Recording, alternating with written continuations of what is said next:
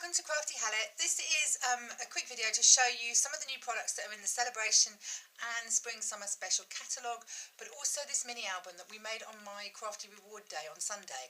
We started off with the boxes that the Stampin' Up Woodmount stamps come in. You can buy these in packs of 4, they come from the catalogue, or you can use an old stamp set, or I suppose you could also use a video box, but you'd need different measurements for that. So if I just take you through what each page has, as on the front here we've made a camera and some stamps from the Around the World stamp set, and on the spine you can see it just says photos that we stamped with the alphabet set and cut out. And then on the inside there's a section here with 2 envelopes on it, and they have little bits of Velcro just to hold them closed. This paper is one of the papers that you'll find in the new catalogue and also in the Celebration section. So here we have some tags. I'm going to show you how to do those tags in a moment. There's a little ruffled edge here, and then the pages, they just concertina out, as you can see. And for each page then you've got an opportunity for some journaling or some photographs, and on the other side of the pages you'll find that there's pockets for more tags, and this is all then stuck down in the book. So it's quite a simple, nifty little box to give to someone for photographs, for memories to take on holidays. And how do you get started with that? It's really simple. The first thing you're going to need is a piece of scrapbook paper. Now this is from the new catalogue. This is a Celebration item. If you turn to the Celebration catalogue, page 11, you'll find it's in there. It's called Sweet Sorbet, and you can get that free when you spend more than £45 with me. So you're going to need a piece of scrapbook paper, and that's this one that I'm using. It's quite pretty, isn't it? And then you're going to need a piece of A4 coloured card to match, and obviously that's the joy of Stampin' Up. Here I have got a bit of pool party that matches. Then you're going to need 3 sheets of Whisper White, A4 stock as well. So the first cut that you're going to make is a measurement for the piece that goes on the inside of the scrapbook, inside of the box, and that measures 7 inches wide by 11 1/4 long. So you just pop it in your trimmer, and you want to cut the first cut at 7 inches, just whip it round, and you want 11 1/4 inches. So there'll be a little strip left there. Keep that little strip, we're going to need it in a minute for the camera. So then you could get really wound up with measurements for this, but I found the easiest way to do this for score lines is just to pop it into the case. There's a piece of plastic that lifts up, and just pop it in underneath. Slide your piece of paper in so that you're happy that it fits nicely, and then just fold the cover. And that folds and scores all at the same time. So just leave it in there whilst you're doing the other bits and pieces, because you don't need to worry about scoring the paper. The next thing you're going to want to know how to make, I'm sure, is the camera. So here's another shot of the camera. You start off with a piece of basic grey card, and the piece of basic grey card is 3 by 4.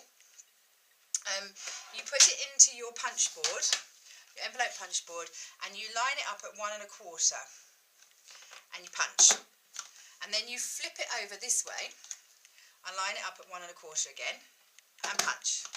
Then take your snips and just trim off these bits here, and that will make your basic camera shape. Then to get your curved corners, just pop it in the side at the top here and press down on the reverse punch to round off the corners on your camera. Oops, there we go. Let's just put that one back in and round that corner off. So that's our basic camera shape. And then the circles I have simply punched out using another grey and a piece of a white circle. So they are from the circle punches that are 1 3/4 and 1 3/8. And I've just punched them out and popped them on top of each other. Then a little love heart from the red glimmer paper. I do love the red glimmer paper, much more than just red. So you cut out one of those, because that's going to go on your camera. And then if you use the small circle punch, or any small circle that you have, and just out of Whisper White punch out the bit for the flash, all it needs on it is a stick-on diamante, which of course I've stuck in the wrong place, but that's now your diamante that you can see sticks on here. And then if you see on the sample that I showed you, which I've now temporarily lost, no, here we go, I punched out a little piece here at the top and put some of the silver glimmer paper, and that's using this punch, which is the label punch, and you just pop in as far as you want it to go, punch out the hole, which I have done, and then take a little piece of our silver glimmer paper and just tape it on the back. So that's how you make the camera. Oh, and then, do you remember that strip of paper I told you to put aside from the designer scrapbook paper? When you're layering up your camera, you can tuck that piece underneath to make your camera strip. So like this. And then you layer up your circles using Stampin' Dimensionals, and then pop your little love heart on it, and then pop the flash on. And that will be your camera, which you then just stick on the inside of the cover, because you can pull that bit in and out. So you decorate it as you see fit. You might want to put other words on it, you might want to put photographs on it. I want to show you now how to do the inside. So if we open up the inside, you're going to need to cover this area first, and with that you take your piece of coloured card and you're going to cut a piece of card that is 5 inches by 7 inches. But cut the 5 inches first, then turn it round in the trimmer and trim at 7. Then on the next piece that's left here that you didn't have, I want you to line it up at 2 and cut a strip across the length. So you're going to have a piece that's 2 by 8 1/4, but you need to then trim it off to 8. Chuck that little bit away because no one keeps that bit. Why would you want to keep a bit like that?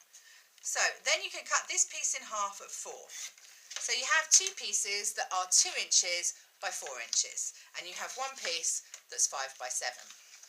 The next piece that you want to trim is a piece that's 7 inches long by 1 inch wide, and that will be the fringe that goes in the inside layer here, and I'll show you how to make that in a moment. So pop those bits of paper to one side, use them in a card, do something with them. You won't need the trimmer anymore. This piece of 5 by 7 you stick into the front of the folder and stick it down with sticky strip, because you don't want it moving or going anywhere. Then on that inside area, if you'll remember from my sample, I had some envelopes, and you just make 3 by 4 inch envelopes using the envelopes punch board. So you start off with a 6 by 6 square and you punch at 2 5/8 and make an envelope. And if you don't know how to use the punch board to make envelopes, then please check my video, which will show you how to do that. I've got other videos. Now I had a little fringe here. These were made with the new fringing scissors from Stampin' Up. These are so cool. And the fringing scissors work best when you stick the piece of card straight into the hinge here rather than trying to use the tips. So you're just going to take it in as far as it'll go and just cut up 1/2 inch on your 1 inch strip, because you want to leave a bit behind. This is only just a bit of fringing. It doesn't matter if you're not all your cuts are exactly the same, because it's meant to just be a piece of fringing to catch the eye. So once you've cut your fringing, you can then pop that and stick, again with sticky strips, stick that into the box. Now at this stage I would ask that you put the box to one side, because you want to make your inserts. Now your inserts start off with 3 pieces of Whisper White card, and all you have to do with the Whisper White card is cut it to 7 inches along the length. So you line up here on 7 inches and you cut along so that you have a piece which is 11 1/2 by 7. Pop it back in, and this is where we flip to metric, because I've never been able to work it out in inches. I know exactly it's 9 1/2 inches, and it's 4 3/4 inches, but it works better if you line it up at 24 and score, and line it up at 12. Oops. And score. So that's score at 12 and 24, and you make 3 of those. And then each of those folds like that, and you can see that that's where the pocket will be, and then fold that back on each other, and that's the beginning of the concertina. So here are 3 I did earlier, And this is the bit that most people found difficult in our class, and so I just want to take you through it. Put it down here on the paper with there's the flap, and then you're going to join the next one to it. Here's the flap, and you're just going to butt those two up and stick this one down, leaving it open. So that I'm just going to show you with the snail where you go. So you snail down that piece, along the bottom here, and down that piece. And so that's where you cut with your glue. And then you butt it up to the next one, oops, and flip it over. And not only does that join your concertina together, but it makes a pocket for the next flap. Take that off the page, and you do exactly the same with the next page. And you can, if you wanted to, carry on putting lots of pockets on here, although I found 4 or 5 pages of cardstock is probably enough, and any more than that and you run out of space to stick things on. And again, you line this up and you pop it over, and that's your third concertina in. And then this all just folds up on itself, and then you, with this one, all you have to do is the sides and put that together, and that's now ready to go inside your album case. Now at this point I wouldn't stick it in the case, I would decorate it first. And which brings me on to decoration. I'm not going to just sit here and show you the decoration, just wanted to show you a brand new product, which is this, which is a tag punch. And the tag punch is, there are 2 sorts, one which is just a plain straight edge and this one which is the scalloped. And you can do lots of cool things with them, but if you've cut a tag at 2 inches, it'll slide straight in and you can just punch down and it makes it a new tag. How cool is that? And then what I would do is round the corners using the envelope punch board edge or a corner rounder of choice, because I just think the tags look better with their corners rounded like this. And then with regard to a little bit of trim, I think all you need is a little piece of pool party ribbon, and a cute way to do this is to take it through and tie a knot. Actually, I might not tie a knot, just take it through like that. And then you see here we've got some of this wonderful summer starfruit twine that's quite thick. It's another one of the free celebration items, and it comes in a pack with these cork decorations. And you can just tie a knot in the top here in the ribbon, and this is just another way of prettying up your tags really.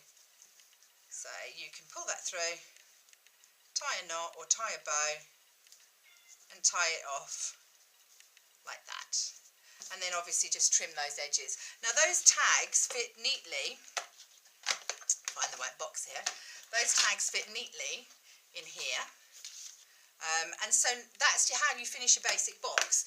But don't go away just yet, because there's a few more bits I wanted to show you, and that is, look at all these lovely new stamp sets. Stamp sets make me happy, and these are some of the new stamp sets that are in the new catalogue. I do hope you click on the links and have a look at the catalogues online. I haven't quite decided what my favourite stamp set yet is, but I think at the moment it's possibly this one, which is Perfect Pennants. It's just got so many really nice sentiments. Or perhaps my favourite might be Starburst Sayings, which has got some really bright, bold images.